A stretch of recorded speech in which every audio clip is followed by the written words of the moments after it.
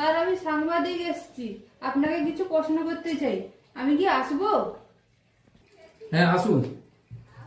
আপনি যে 5 বছর গ্রামে অঞ্চল প্রধান আছেন, গ্রামের জন্য আপনি কি কি করেছেন সেটা একটু বলুন। গ্রামের জন্য আমি অনেক কিছু করেছি, কি করিনি বলুন। আমার প্রথমে লোক বলছিল যে গ্রামের লোক কাজ পায় না, কাজ নেই, কিছু নেই, সব বেকার। তো আমি অঞ্চল প্রধান হওয়ার পর থেকে আমার 5 বিঘা জমি ছিল, সেটা আমি 50 বিঘা জমি করেছি। এখন গ্রামের লোক আমার ওই জমিতে কাজ করে কাজ পাচ্ছে, কাজ করছে, কামাই করছে। আচ্ছা, প্রথমে বিদ্যুৎ ছিল না আমাদের গ্রামে, তারপরে আমি আমার ঘরে ইলেকট্রিক লাগাই। ইলেকট্রিক হওয়ার সঙ্গে সঙ্গে যারা আমার বাড়িতে গ্রামের লোকরা সব আসে এখনো, তারা সবাই পাখার নিচে বসে, কারো কোনো কষ্ট হয় না।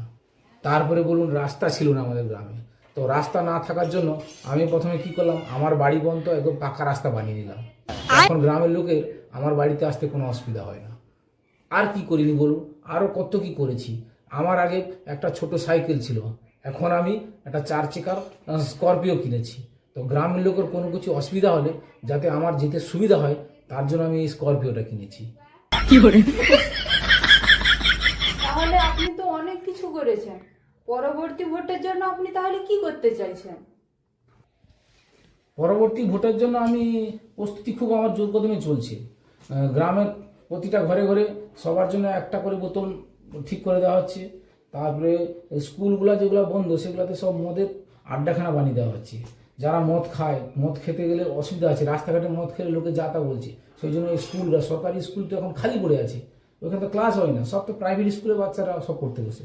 তো সেখানে আমি যাতে মানুষ বসে মদ খেতে পারে, সেই জন্য তার ব্যবস্থা আমি করেছি।